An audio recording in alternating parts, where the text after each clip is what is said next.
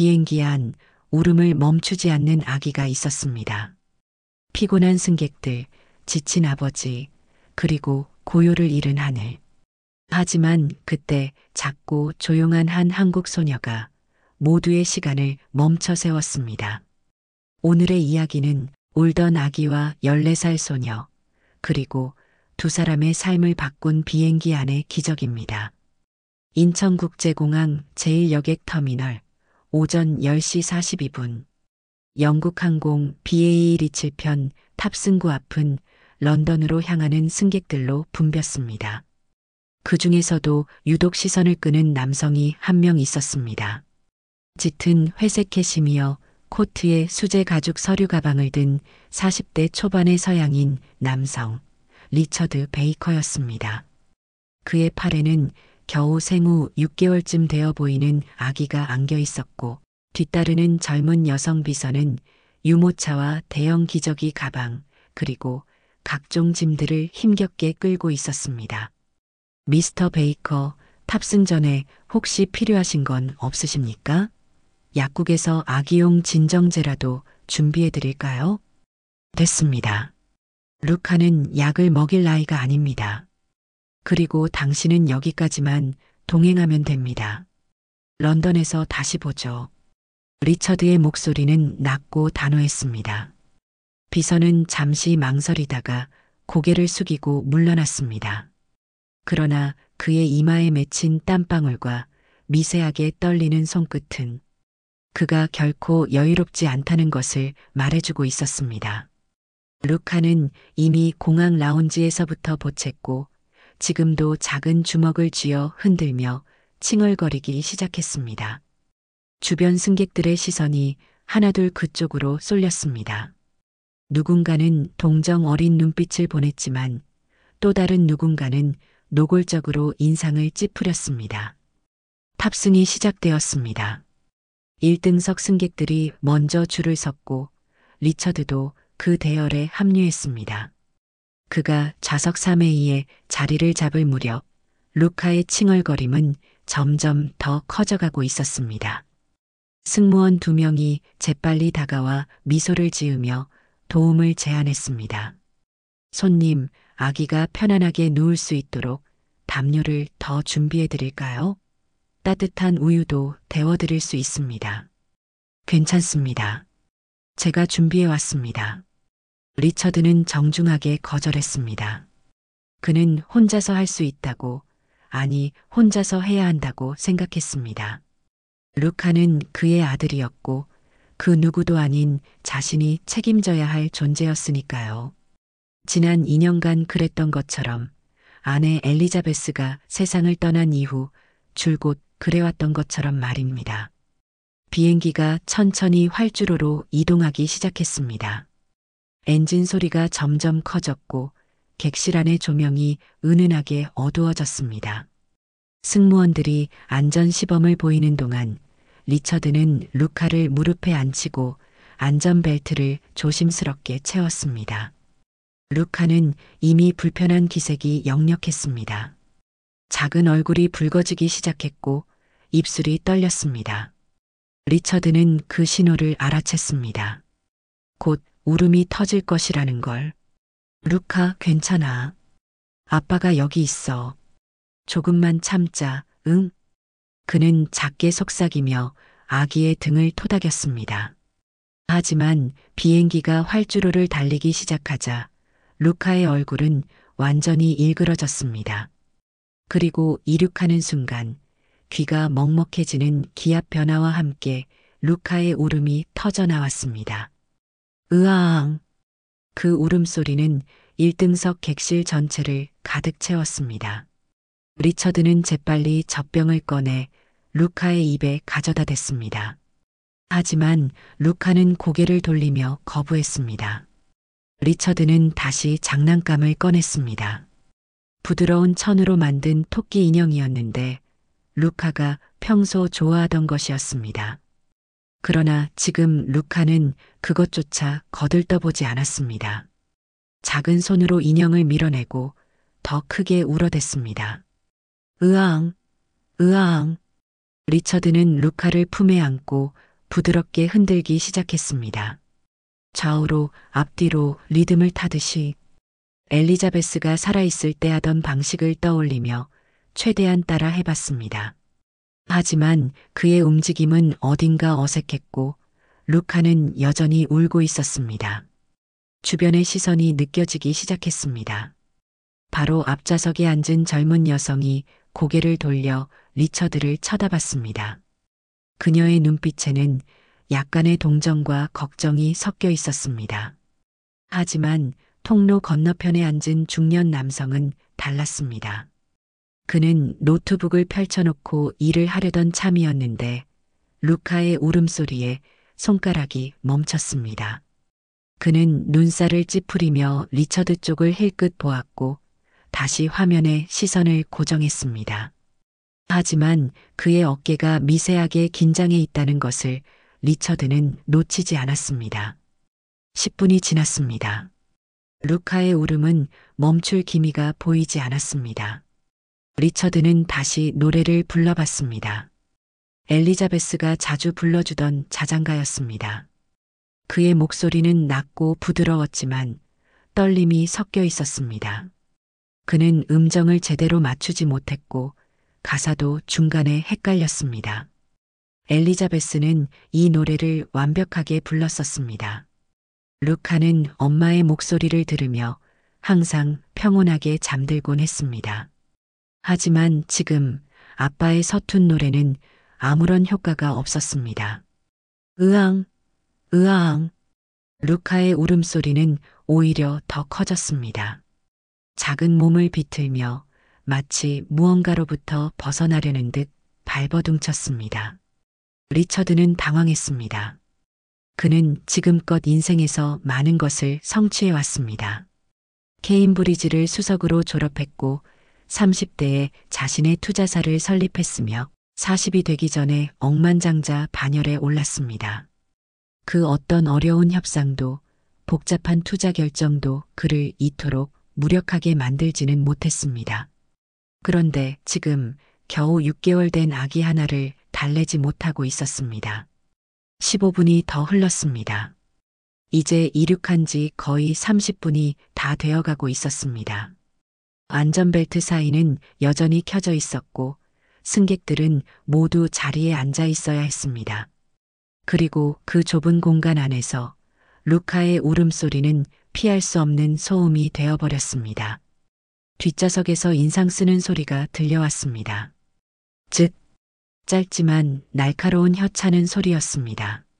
리처드는 그 소리를 들었지만 뒤를 돌아볼 수 없었습니다.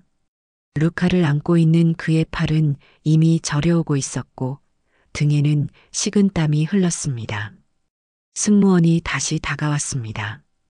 이번에는 좀 더 연륜 있어 보이는 수석 승무원이었습니다. 손님, 혹시 분유를 데워드릴까요? 아니면 기저귀를 확인해 드릴까요?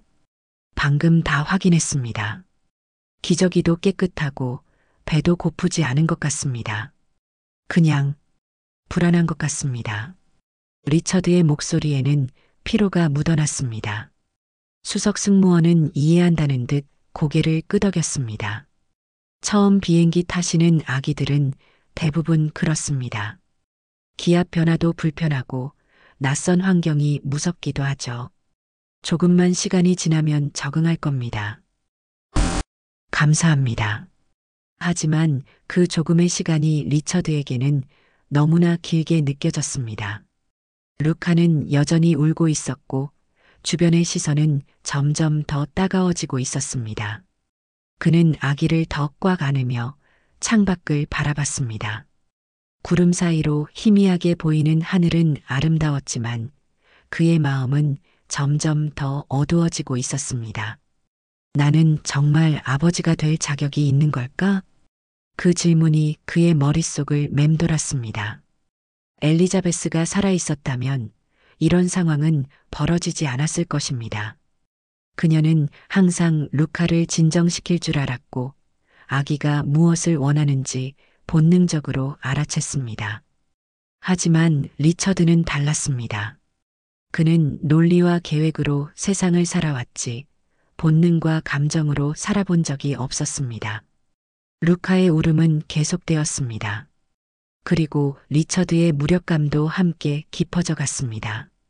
객실 안의 공기는 점점 더 무거워지고 있었습니다. 30분이 지났습니다. 루카의 울음은 잠시 잦아들었다가 다시 터지기를 반복했습니다. 그 불규칙한 패턴이 오히려 더 신경을 거슬리게 만들었습니다. 안전벨트 사인이 꺼지고 기장의 안내방송이 흘러나왔습니다. 순환 고도에 도달했으니 자유롭게 움직여도 좋다는 내용이었습니다.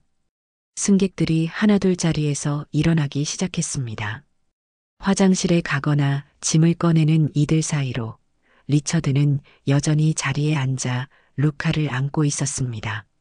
아기의 얼굴은 울음으로 붉게 상기되어 있었고 작은 이마에는 땀이 송골송골 맺혀 있었습니다. 리처드는 부드러운 천으로 아기의 얼굴을 닦아주었습니다. 루카는 잠시 울음을 멈추고 아버지를 올려다봤지만 곧 다시 입을 크게 벌리고 울기 시작했습니다. 바로 그때 통로 건너편에 앉아있던 중년 남성이 노트북을 탁 닫았습니다. 50대 중반쯤 되어 보이는 서양인 남성이었습니다. 회색 정장에 고급 시계를 찬 그는 참을 만큼 참았다는 표정으로 리처드를 쳐다봤습니다.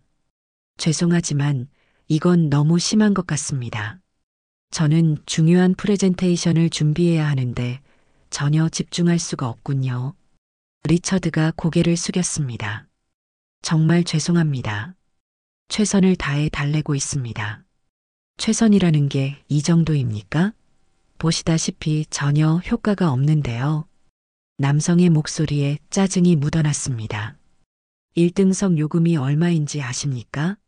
이런 소음을 감수하려고 이 돈을 낸 게 아닙니다. 앞좌석에 앉아있던 여성도 고개를 돌렸습니다. 30대 후반으로 보이는 금발의 여성이었는데 그녀의 얼굴에도 피로와 불만이 역력했습니다. 저도 한마디 하겠습니다. 저는 지금 극심한 편두통에 시달리고 있어요. 약을 먹고 잠을 좀 자려고 했는데 이래서는 도저히 불가능하네요. 리처드는 다시 고개를 숙였습니다. 그의 목덜미가 붉어지고 있었습니다. 정말 죄송합니다. 조금만 더 시간을 주시면. 조금 더요? 뒷좌석에서 또 다른 목소리가 들려왔습니다. 60대 초반으로 보이는 동양계 남성이었는데 영국식 억양으로 말했습니다. 벌써 30분이 넘었습니다. 이건 다른 승객들에 대한 배려가 없는 겁니다. 차라리 좌석을 옮기시는 게 어떻겠습니까? 그 말에 주변의 몇몇 승객들이 고개를 끄덕였습니다. 동의한다는 표시였습니다. 물론 모두가 그런 것은 아니었습니다. 창가 쪽에 앉은 노부부는 안타까운 표정으로 리처드를 바라봤고 젊은 여성 한 명은 오히려 불만을 표하는 승객들을 향해 눈살을 찌푸렸습니다. 하지만 목소리를 내는 쪽은 명백히 불만을 가진 이들이었습니다. 승무원이 황급히 다가왔습니다. 30대 초반으로 보이는 여성 승무원이었는데 그녀의 얼굴에는 난처함이 가득했습니다. 손님, 혹시 제가 아기를 잠시 안아볼까요? 아니면 다른 방법을. 괜찮습니다. 리처드의 목소리는 낮았지만 단호했습니다. 제가 할 수 있습니다. 그러나 루카의 울음은 여전히 계속되었습니다. 승무원은 잠시 망설이다가 조심스럽게 제안했습니다. 손님, 혹시 뒷좌석 쪽으로 자리를 옮기시면 어떨까요? 프리미엄 이코노미석 구역에 빈 좌석이 몇 개 있습니다. 거기는 1등석보다 공간이 조금 넓고 다른 승객분들도 적어서 아기를 돌보시기 더 편하실 겁니다. 리처드는 그녀를 바라봤습니다. 승무원의 눈빛에는 진심 어린 걱정과 미안함이 담겨 있었습니다. 그녀는 리처드를 쫓아내려는 게 아니었습니다. 정말로 그가 그리고 루카가 더 편할 수 있는 환경을 제안하는 것이었습니다. 하지만 리처드는 알고 있었습니다. 이것이 사실상 자리를 옮겨달라는 요청이라는 것을 그는 주변을 둘러봤습니다.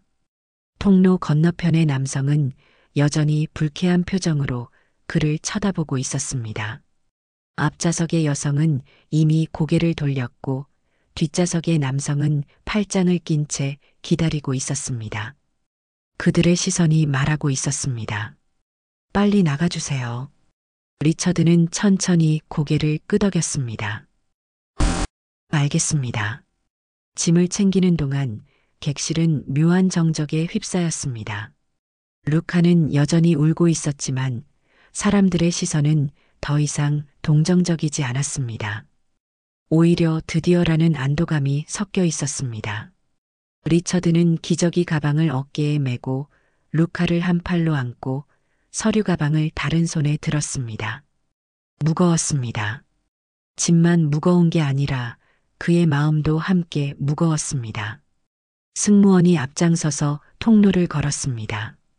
리처드가 그녀를 따라가는 동안 1등석을 지나쳐 프리미엄 이코노미석 구역으로 향했습니다.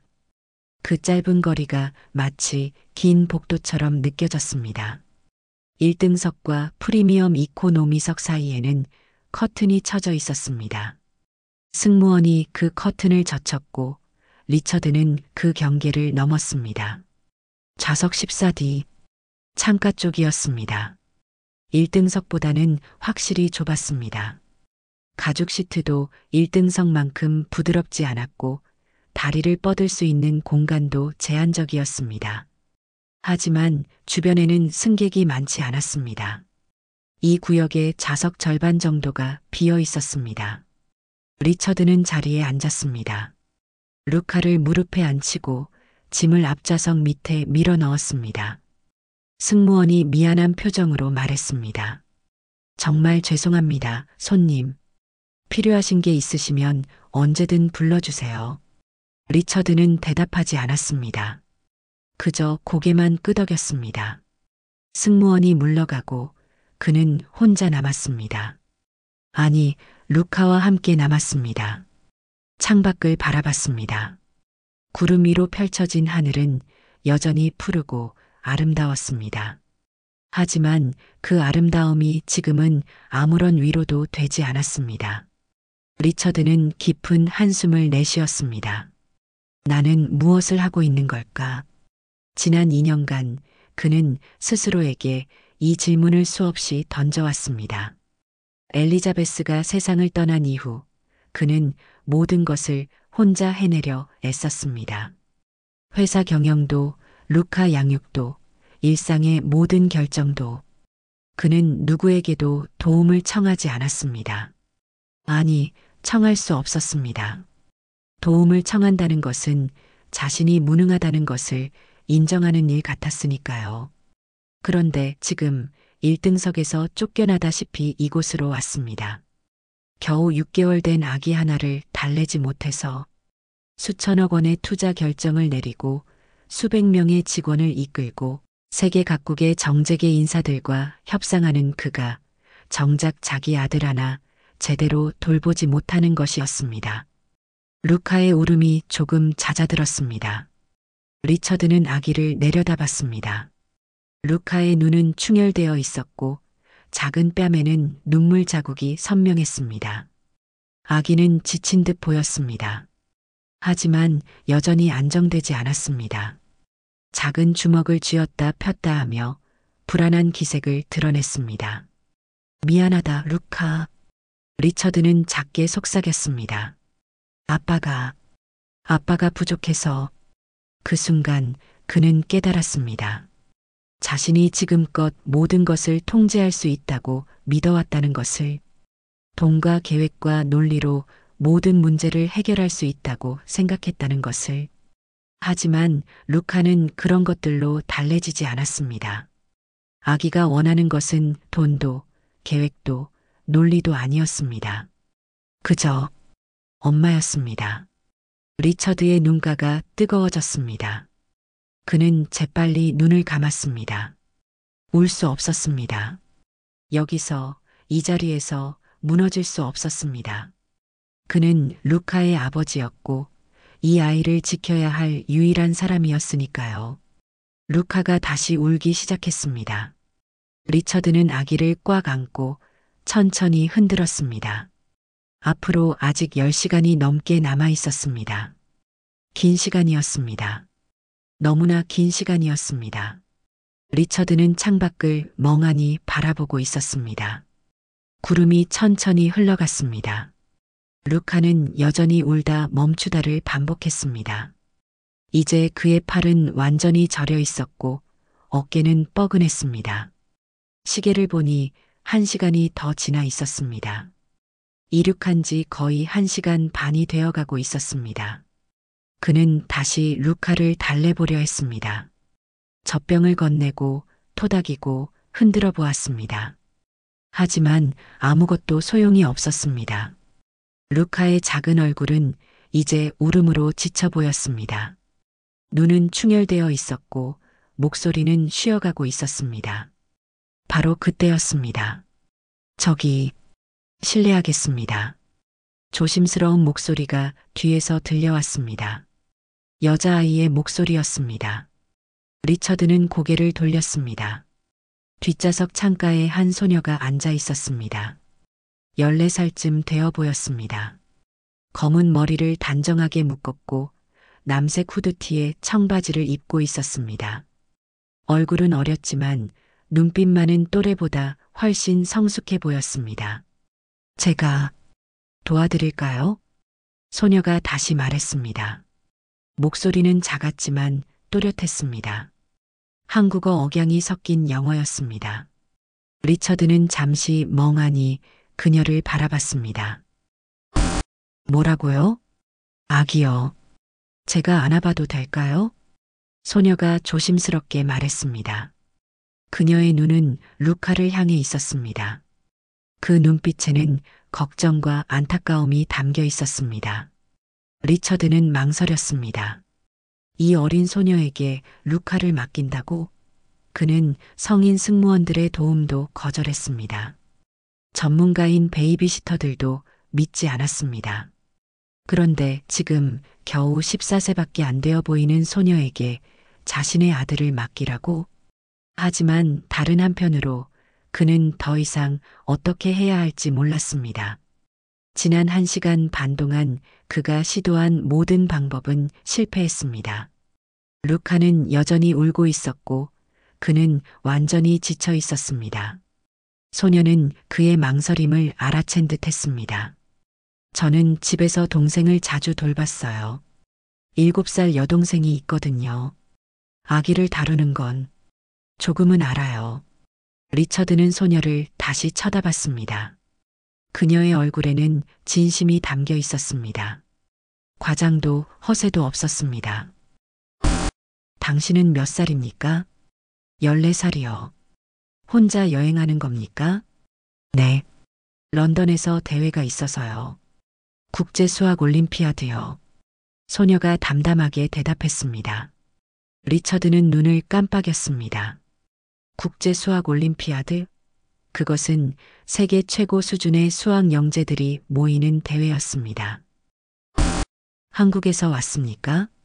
네. 부산에서요. 소녀가 고개를 끄덕였습니다. 부산에서 런던까지 14세의 나이에 혼자 장거리 비행을 한다는 것. 그것만으로도 이 소녀가 보통 아이가 아니라는 것을 알 수 있었습니다. 루카가 다시 크게 울었습니다.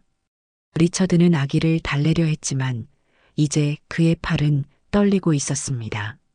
소녀가 자리에서 일어났습니다. 제발요. 한 번만 기회를 주세요. 만약 안 되면 바로 돌려드릴게요. 그녀의 목소리에는 간절함이 묻어났습니다. 이상했습니다. 도움을 청하는 쪽은 리처드인데 오히려 소녀가 더 간절해 보였습니다. 리처드는 결국 고개를 끄덕였습니다. 좋습니다. 하지만 조심해야 합니다. 알아요. 소녀가 조용히 말했습니다. 그녀는 리처드 옆 빈 좌석으로 자리를 옮겼습니다. 통로 쪽 좌석이었습니다. 그녀는 천천히 손을 뻗었습니다. 리처드는 조심스럽게 루카를 그녀에게 건넸습니다. 소녀의 손은 작았습니다. 하지만 루카를 받아 안는 동작만큼은 자연스러웠습니다. 그녀는 아기의 머리를 한 손으로 받쳐주고 다른 팔로 몸을 감쌌습니다. 루카는 여전히 울고 있었습니다. 소녀는 아기를 자신의 가슴에 가볍게 기대게 하고 천천히 앉았습니다. 주변 승객 몇몇이 이쪽을 쳐다보기 시작했습니다. 앞좌석에 앉은 중년 여성이 고개를 돌려 이쪽을 보았고 통로 건너편의 젊은 남성도 호기심 어린 눈빛을 보냈습니다. 그들의 표정에는 의아함이 섞여 있었습니다. 저 어린 소녀가 정말 아기를 진정시킬 수 있을까? 리처드 역시 숨을 죽이고 지켜봤습니다. 그의 마음속에는 희망과 의심이 뒤섞여 있었습니다. 14세 소녀에게 마지막 희망을 건 자신이 우스워 보이기도 했습니다. 하지만 동시에 무언가 달라질지도 모른다는 기대감도 있었습니다. 소녀는 루카를 안고 천천히 움직이기 시작했습니다. 좌우로 아주 천천히. 리처드와는 다른 리듬이었습니다. 더 부드럽고 더 일정했습니다. 루카의 울음이 계속되었습니다. 하지만 소녀는 서두르지 않았습니다. 그녀는 그저 조용히 묵묵히 아기를 안고 있었습니다. 소녀는 아무 말도 하지 않았습니다. 그저 조용히 아기를 안고 일정한 리듬으로 흔들었습니다. 좌우로 아주 천천히. 그녀의 숨소리조차 일정했습니다. 마치 자신의 호흡을 루카에게 전달하듯 깊고 고르게 숨을 쉬었습니다. 리처드는 그 모습을 지켜봤습니다. 소녀의 얼굴에는 깊은 집중력이 담겨 있었습니다. 마치 어려운 수학 문제를 푸는 것처럼 그녀는 온 신경을 루카에게 쏟고 있었습니다. 눈빛은 흔들리지 않았고 움직임은 기계적일 정도로 정확했습니다. 30초가 지났습니다. 루카는 여전히 울고 있었습니다. 하지만 뭔가 달라지기 시작했습니다. 격렬했던 울음이 조금씩 잦아들고 있었습니다. 1분이 지났습니다. 루카의 울음소리가 작아졌습니다. 소녀는 변함없이 같은 동작을 반복했습니다. 흔들고 토닥이고 숨쉬고. 그 단순한 반복 속에 묘한 마법이 있었습니다. 소녀가 아주 낮은 목소리로 노래를 부르기 시작했습니다. 한국어 자장가였습니다. 리처드는 가사를 이해할 수 없었지만 그 멜로디는 부드럽고 평온했습니다. 소녀의 목소리는 떨리지 않았습니다. 마치 수백 번도 더 불러본 노래처럼 자연스럽고 익숙했습니다. 자장자장 우리 아기, 잘도 잔다 우리 아기. 노래는 계속되었습니다. 그리고 놀랍게도 루카의 울음이 점점 더 작아졌습니다. 격렬한 울음은 이제 흐느낌으로 바뀌었고 흐느낌은 다시 작은 신음으로 바뀌었습니다. 주변 승객들도 그 변화를 눈치챘습니다. 앞좌석의 중년 여성이 놀란 표정으로 이쪽을 쳐다봤습니다. 통로 건너편의 젊은 남성은 고개를 끄덕이며 미소를 지었습니다. 누군가 작게 속삭였습니다. 저것 봐. 정말 진정되고 있어. 리처드는 믿을 수 없다는 표정으로 그 장면을 바라봤습니다. 지난 1시간 반 동안 그가 할 수 없었던 일을 24세 소녀가 불과 몇 분 만에 해내고 있었습니다. 소녀는 계속 노래를 불렀습니다. 그녀의 품 안에서 루카는 마침내 평온을 찾아가고 있었습니다. 아기의 작은 주먹이 천천히 풀렸고 얼굴의 긴장도 사라졌습니다. 충혈되었던 눈은 천천히 감기기 시작했습니다. 루카의 눈이 완전히 감겼습니다. 작은 가슴이 규칙적으로 오르내렸습니다.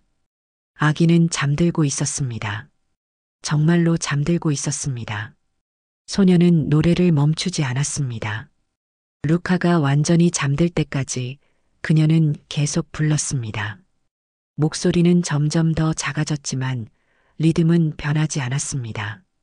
루카는 이제 완전히 잠들어 있었습니다.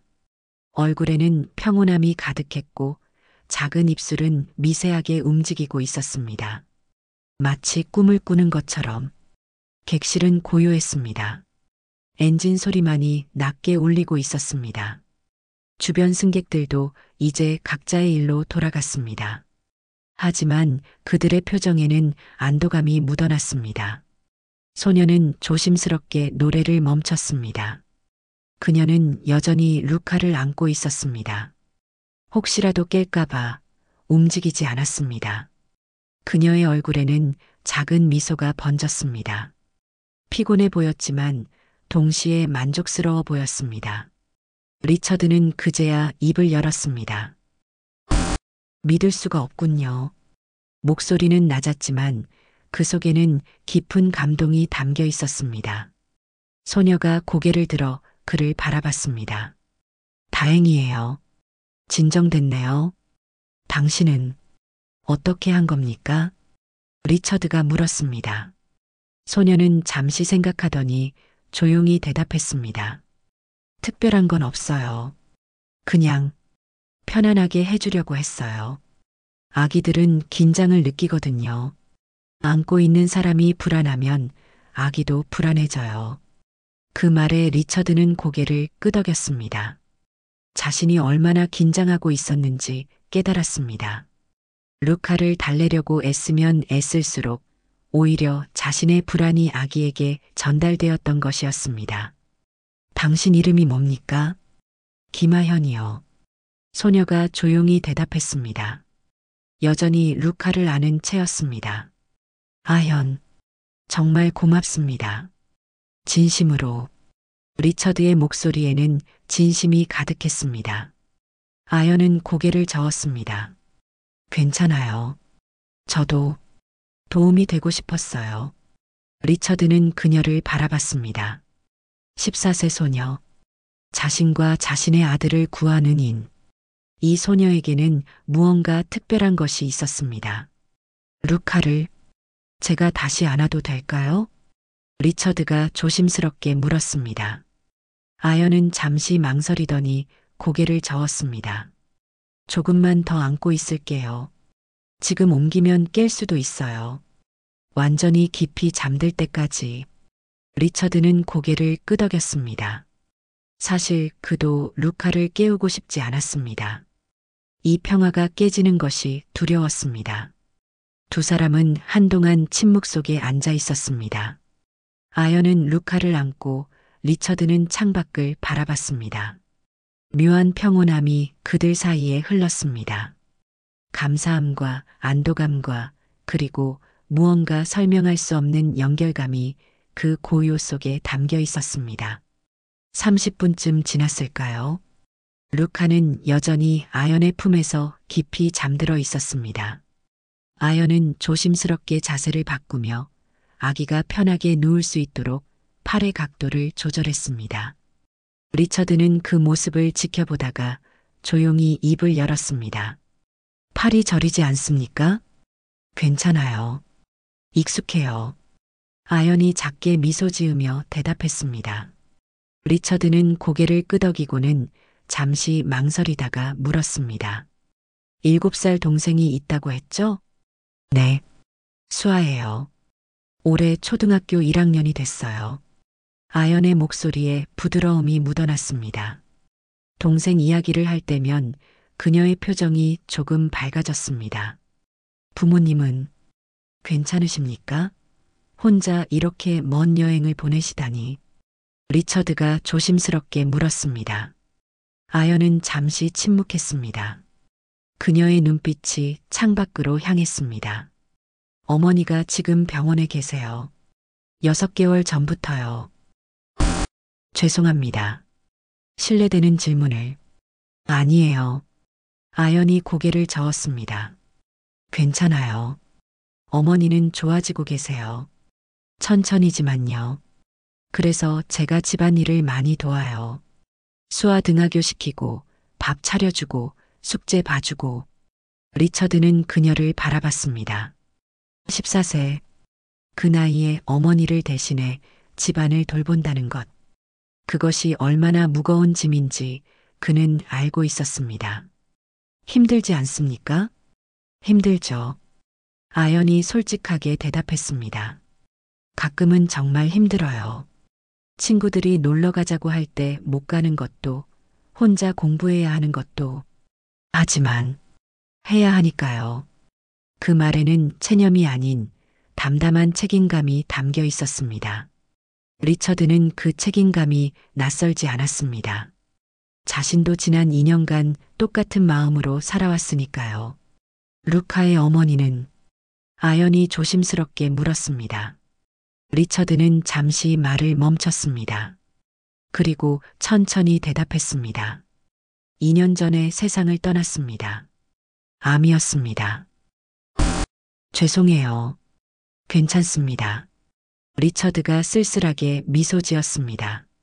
루카는 태어나자마자 어머니를 잃었습니다.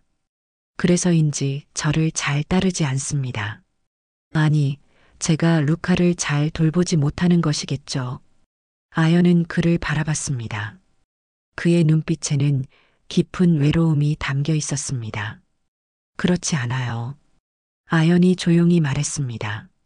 아기는 알아요. 누가 자기를 사랑하는지. 루카도 분명 알 거예요. 하지만 저는 힘들어 하시는 거예요. 그게 아기한테 전달되는 거고요. 아연의 말은 단순했지만 정확했습니다. 리처드는 고개를 끄덕였습니다. 맞습니다. 저는 모든 것을 혼자 하려고 했습니다. 회사 일도, 루카 양육도, 누구에게도 도움을 청하지 않았습니다. 그게 제 책임이라고 생각했으니까요. 그런데 오늘은 저한테 도움을 받으셨잖아요. 아연이 작게 웃었습니다. 리처드도 따라 웃었습니다. 그러게요. 14세 소녀에게 말입니다. 나이는 중요하지 않아요. 도움이 필요할 때 받는 게 중요한 거죠. 그 말에 리처드는 잠시 침묵했습니다. 그리고 천천히 고개를 끄덕였습니다. 당신은 14세 치고는 너무 성숙합니다. 그럴 수밖에 없었어요. 아연이 담담하게 대답했습니다. 선택의 여지가 없었으니까요. 어머니가 아프시고 수아는 어리고 아버지는 안 계시고 아버지는 5년 전에 돌아가셨어요. 리처드는 더 이상 묻지 않았습니다. 그는 이 어린 소녀가 얼마나 많은 것을 짊어지고 살아왔는지 이해할 수 있었습니다. 그리고 동시에 자신과 얼마나 비슷한지도 느꼈습니다. 그런데 왜 저를 도와주려고 한 겁니까? 그냥요. 아연이 루카를 내려다보며 말했습니다. 도움이 필요해 보였으니까요. 그리고 저도 언젠가 누군가에게 도움받고 싶으니까요. 리처드는 그녀를 바라봤습니다. 그 어린 얼굴에 담긴 진심을. 그리고 그제야 깨달았습니다. 도움을 주고받는다는 것. 그것이 약함이 아니라 인간다움이라는 것을. 두 사람은 한동안 침묵 속에 앉아 있었습니다. 루카의 고른 숨소리만이 그 고요를 채웠습니다. 서로 다른 세계에서 온 두 사람이었지만 이 순간만큼은 같은 무게를 나누고 있었습니다. 승객 여러분께 안내 말씀드립니다. 잠시 후 런던 히드로 공항에 도착할 예정입니다. 기장의 안내 방송이 객실에 울려 퍼졌습니다. 리처드는 시계를 확인했습니다.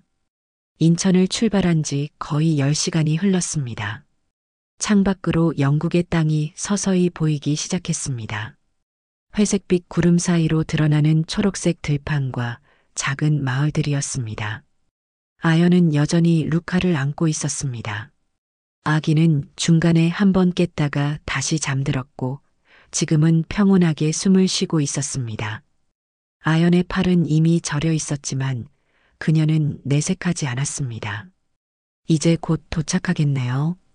아연이 조용히 말했습니다. 리처드는 고개를 끄덕였습니다. 그렇습니다. 당신은 런던에서 어디로 갑니까? 대회 숙소요. 킹스 칼리지 근처래요. 대회 주최 측에서 숙소를 준비해줬어요. 대회는 언제 시작합니까? 모레부터요. 내일은 오리엔테이션이 있고요. 아연의 목소리에 약간의 긴장이 묻어났습니다. 리처드는 그것을 놓치지 않았습니다. 긴장되십니까? 네. 솔직히 많이 떨려요. 아연이 고백했습니다. 이번이 제 인생에서 가장 큰 기회거든요. 한국 대표로 나간다는 것도 처음이고, 이렇게 많은 천재들과 겨룬다는 것도 처음이에요. 잘하실 겁니다. 리처드가 단호하게 말했습니다. 아연은 그를 쳐다봤습니다. 어떻게 아세요? 루카를 보면 알 수 있습니다. 리처드가 잠든 루카를 가리켰습니다. 당신은 차분하고 인내심이 있습니다.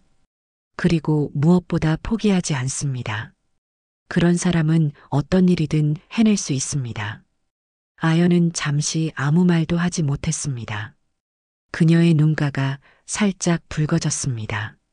누군가 자신을 믿어준다는 것, 그것만으로도 큰 힘이 되었습니다. 감사해요. 대회가 끝나면 계획이 있습니까? 리처드가 물었습니다. 아연은 고개를 저었습니다. 바로 한국으로 돌아가요. 수아가 기다리고 있으니까요. 그리고 어머니도 뵈러 가야 하고요. 가족이 보고 싶겠습니다. 네. 이번이 처음이에요. 가족 없이 이렇게 먼 곳에 온 게. 아연의 목소리가 조금 떨렸습니다. 리처드는 그녀가 얼마나 용감한지 새삼 깨달았습니다.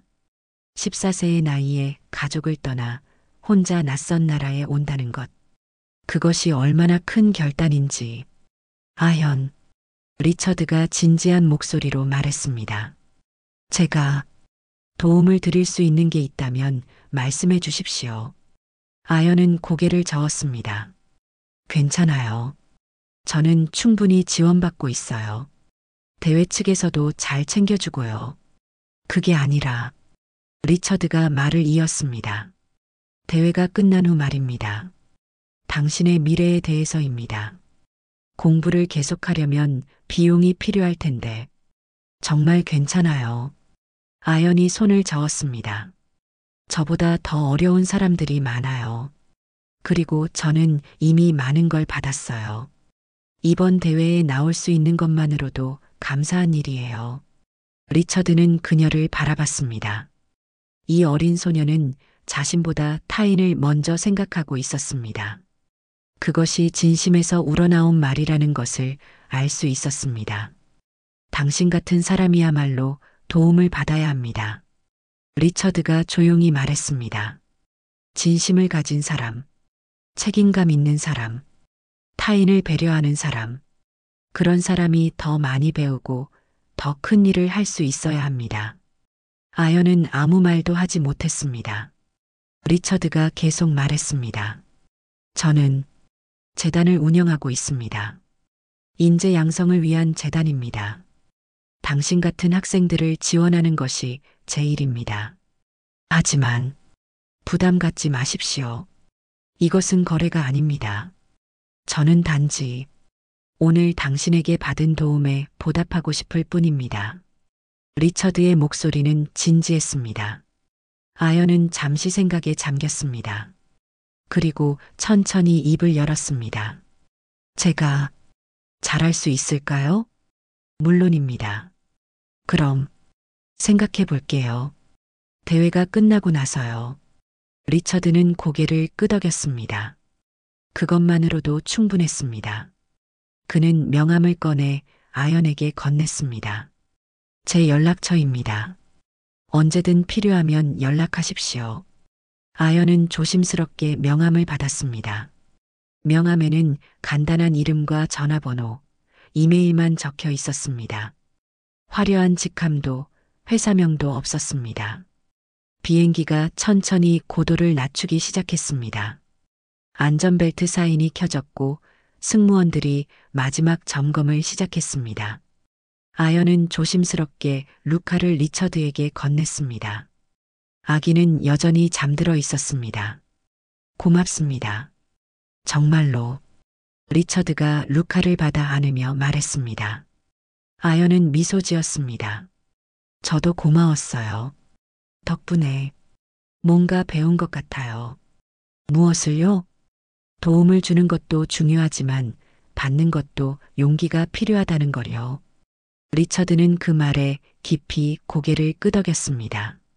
그 역시 오늘 같은 것을 배웠습니다. 비행기가 활주로에 착륙했습니다. 바퀴가 땅에 닿는 순간의 충격이 객실을 흔들었습니다. 승객들 사이에서 안도의 박수 소리가 터져 나왔습니다. 긴 여정이 끝났습니다. 하지만 리처드와 아연에게 이것은 끝이 아니라 시작이었습니다. 런던에서의 사흘이 지났습니다. 국제수학 올림피아드 대회장인 임페리얼 칼리지 강당은 60개국에서 온 300명의 참가자들로 가득 찼습니다. 각국의 수학 영재들이 한자리에 모인 것이었습니다. 아연은 한국 대표 유니폼을 입고 지정된 자리에 앉아 있었습니다. 주변을 둘러봤습니다. 중국 대표팀은 여유로운 표정으로 서로 대화를 나누고 있었고, 러시아 대표들은 이미 문제지를 받기 전부터 계산기를 만지작거리고 있었습니다. 미국 대표 중 한 명은 헤드폰을 끼고 눈을 감고 있었습니다. 모두가 자신만의 방식으로 긴장을 풀고 있었습니다.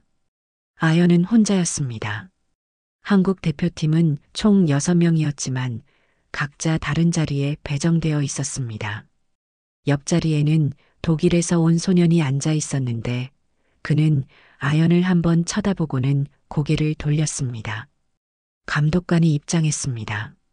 강당이 순식간에 조용해졌습니다. 여러분, 첫 번째 시험을 시작하겠습니다. 시험 시간은 4시간 30분입니다.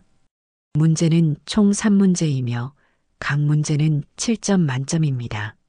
문제지가 배부되기 시작했습니다. 아연은 손을 가지런히 모으고 앉아 있었습니다. 심장이 빠르게 뛰었습니다. 손바닥에 땀이 났습니다. 문제지가 책상 위에 놓였습니다. 아연은 천천히 문제지를 펼쳤습니다. 첫 번째 문제를 읽기 시작했습니다. 영어로 적힌 문제였습니다. 조합론 문제였습니다. 읽고 또 읽었습니다. 이해가 되는 것 같으면서도 완전히 명확하지 않았습니다. 아연은 다시 처음부터 읽었습니다. 천천히 한 단어 한 단어 곱씹으며 주변에서 펜 소리가 들렸습니다. 이미 문제를 풀기 시작한 학생들이었습니다. 아연은 초조해졌습니다. 첫 번째 문제를 세 번째 읽고 있는데 다른 학생들은 벌써 풀고 있었습니다. 진정해. 천천히. 아연은 스스로에게 말했습니다. 그리고 문제를 다시 읽었습니다. 이번에는 핵심이 보이기 시작했습니다. 손을 움직여 계산을 시작했습니다. 30분이 지났습니다. 첫 번째 문제의 풀이가 거의 완성되어 가고 있었습니다. 그러나 마지막 단계에서 막혔습니다. 뭔가 빠뜨린 것 같았습니다. 다시 처음부터 검토했습니다. 1시간이 지났습니다. 첫 번째 문제를 겨우 마쳤습니다. 두 번째 문제로 넘어갔습니다. 기하 문제였습니다.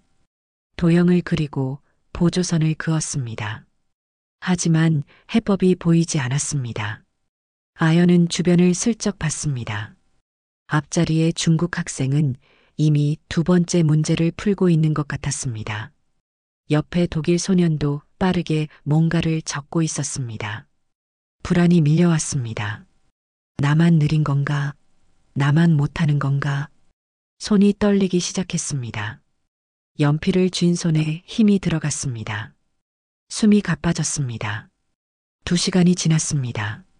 두 번째 문제의 절반도 풀지 못했습니다.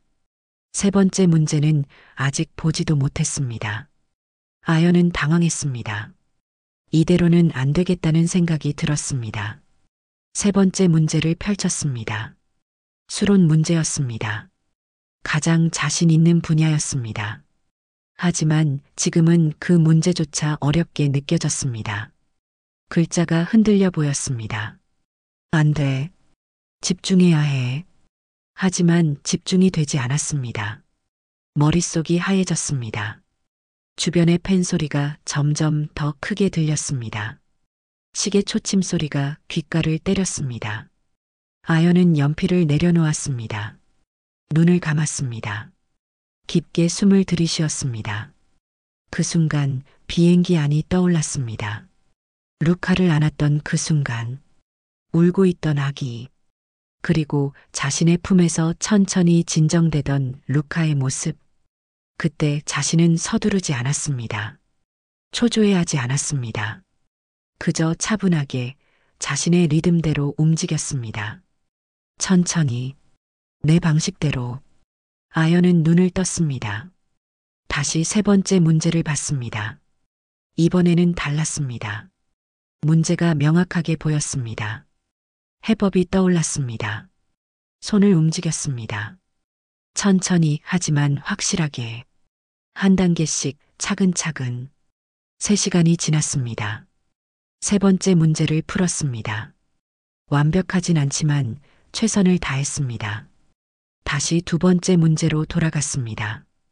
이제는 보였습니다. 아까는 보이지 않던 것이. 4시간이 지났습니다. 두 번째 문제의 대부분을 풀었습니다. 마지막 증명 부분만 남았습니다. 10분 남았습니다. 감독관의 목소리가 울렸습니다. 아연은 서두르지 않았습니다. 자신의 속도대로 마지막 줄을 적었습니다. 시험 종료. 펜을 내려놓으십시오. 아연은 펜을 내려놓았습니다. 문제지를 바라봤습니다. 완벽하진 않았습니다.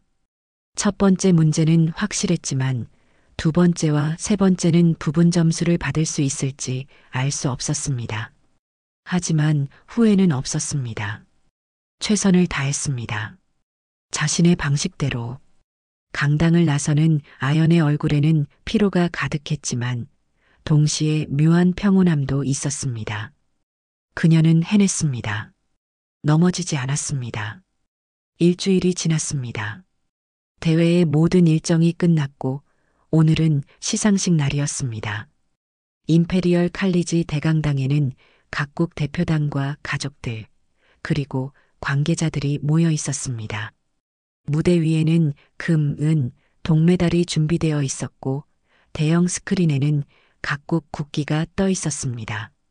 아연은 한국 대표단 좌석에 앉아 있었습니다. 남색 정장을 입었고 머리는 단정하게 묶었습니다. 떨리는 손을 무릎 위에 가지런히 모았습니다. 옆에 앉은 다른 한국 대표 학생이 작게 속삭였습니다. 긴장돼? 응, 엄청. 아연이 솔직하게 대답했습니다. 사흘 전 결과가 발표되었을 때 그녀는 자신의 이름을 발견하고 믿을 수 없었습니다. 금메달 리스트에 자신의 이름이 있었습니다. 21점 만점에 19점. 세 문제 중 두 문제는 만점을 받았고 한 문제는 부분 점수를 받았습니다. 한국 대표 6명 중 유일한 금메달이었습니다. 사회자가 무대에 올랐습니다. 영국인 수학 교수였습니다. 이제 금메달 수상자를 호명하겠습니다. 금메달은 총 48명에게 수여됩니다. 객석이 조용해졌습니다. 아연의 심장이 빠르게 뛰었습니다. 이름이 호명되기 시작했습니다. 알파벳 순서였습니다. 중국, 러시아, 미국 학생들의 이름이 불렸고 그들은 무대로 올라가 메달을 받았습니다. 박수 소리가 울렸습니다. 한국 김아현. 아연의 이름이 불렸습니다. 그녀는 자리에서 일어났습니다. 다리가 떨렸지만 걸었습니다. 천천히 한 걸음씩 무대로 올라가는 계단을 올랐습니다. 교수가 메달을 그녀의 목에 걸어주었습니다. 금메달이었습니다. 무거웠습니다. 작은 금속 조각이었지만 그 안에 담긴 의미는 무거웠습니다. 박수 소리가 터져 나왔습니다. 아연은 객석을 바라봤습니다. 한국 대표단이 일어서서 박수를 쳤습니다. 인솔 선생님은 눈물을 닦고 있었습니다. 그리고 그 뒤편 멀리 객석 한쪽에서 한 남성이 조용히 박수를 치고 있었습니다. 회색 코트를 입은 남성. 그의 팔에는 아기가 안겨 있었습니다. 리처드였습니다. 그리고 루카였습니다. 아연은 놀라움을 감추지 못했습니다. 리처드가 왔습니다. 루카와 함께 그들의 눈이 마주쳤습니다. 리처드가 미소 지었습니다. 조용하지만 따뜻한 미소였습니다. 시상식이 끝났습니다. 아연은 무대를 내려와 사람들 사이를 헤쳐나갔습니다. 리처드가 있는 곳으로 향했습니다. 오셨어요? 축하합니다. 리처드가 말했습니다. 그의 목소리는 낮았지만 진심이 담겨 있었습니다. 정말 믿을 수가 없어요. 아연의 목소리가 떨렸습니다. 그녀의 눈가가 붉어졌습니다. 믿으십시오. 당신이 해낸 일입니다. 루카가 아연을 보고 방긋 웃었습니다. 아연도 따라 웃었습니다. 루카 기억하네요. 저를. 당연하죠. 두 사람은 강당을 나와 조용한 복도로 향했습니다. 창밖으로 런던의 가을 하늘이 보였습니다. 회색빛 구름 사이로 햇살이 새어나왔습니다. 한국 대표 중 유일한 금메달이라고 들었습니다. 리처드가 말했습니다. 아연은 고개를 끄덕였습니다. 운이 좋았어요. 운이 아닙니다. 실력입니다. 리처드가 단호하게 말했습니다. 그는 품에서 봉투 하나를 꺼냈습니다. 이것을 뭔가요? 열어보십시오. 아연은 조심스럽게 봉투를 열었습니다. 안에는 서류 한 장이 들어 있었습니다. 영문으로 작성된 문서였습니다. 천천히 읽어 내려가던 아연의 눈이 커졌습니다. 이건 장학신탁입니다. 당신의 이름으로 등록되었습니다. 리처드가 설명했습니다. 대학 학비, 생활비, 그리고 가족 지원금까지 포함되어 있습니다. 당신이 원하는 대학에 진학할 수 있고 어머니 치료비와 동생 양육비도 걱정하지 않아도 됩니다. 아연은 말을 잃었습니다. 서류를 보고 리처드를 보고 다시 서류를 봤습니다. 이렇게까지 하실 필요 없어요. 필요합니다. 리처드가 말했습니다. 당신은 루카를 구했습니다. 그리고 저에게도 중요한 것을 가르쳐 줬습니다. 도움을 받는 것도 용기라는 것을. 이제는 제가 당신을 도울 차례입니다. 하지만 조건은 하나뿐입니다. 리처드가 조용히 말했습니다. 언젠가 당신도 누군가를 도와주십시오. 당신이 받은 도움을 다른 사람에게 전하십시오. 아연은 서류를 꽉 쥐었습니다. 눈물이 흘렀습니다. 그녀는 고개를 끄덕였습니다. 약속할게요. 꼭요. 리처드는 미소 지었습니다. 루카가 아연을 향해 손을 뻗었습니다. 아연은 루카의 작은 손을 잡았습니다. 따뜻했습니다. 다음에 또 만날 수 있을까요? 아연이 조심스럽게 물었습니다. 리처드가 고개를 끄덕였습니다. 물론입니다. 당신이 대학에 진학하면 그때 다시 뵙겠습니다. 그리고 그때는 루카도 더 자랐겠죠. 그때까지 건강하세요. 루카도요. 당신도요. 어머니께도 안부 전해주십시오. 아연은 고개를 숙여 인사했습니다. 리처드도 따라 고개를 숙였습니다. 두 사람은 한동안 그렇게 서 있었습니다. 그리고 헤어졌습니다. 리처드는 루카를 안고 복도 끝으로 사라졌고 아연은 한국 대표단이 있는 곳으로 돌아갔습니다. 손에는 여전히 서류가 쥐어져 있었고 목에는 금메달이 걸려 있었습니다. 창밖의 하늘이 조금씩 개고 있었습니다. 회색빛 구름 사이로 파란 하늘이 보이기 시작했습니다. 아연은 그 하늘을 바라보며 생각했습니다. 이제 시작이구나. 어머니에게 보일 금메달, 수아에게 들려줄 이야기, 그리고 앞으로 펼쳐질 미래. 모든 것이 이제 시작이었습니다. 비행기 안에서 만난 그 작은 인연이 그녀의 인생을 바꿔놓았습니다. 그리고 그녀도 언젠가 누군가의 인생을 바꿀 것입니다. 조용하지만 확실하게. 긴 사연 시청해 주셔서 감사합니다. 영상이 마음에 드셨다면 구독과 좋아요, 응원 부탁드립니다. 사연을 읽어드렸던 사연 한 잔이었습니다. 끝까지 시청해 주신 모든 분들 고맙습니다.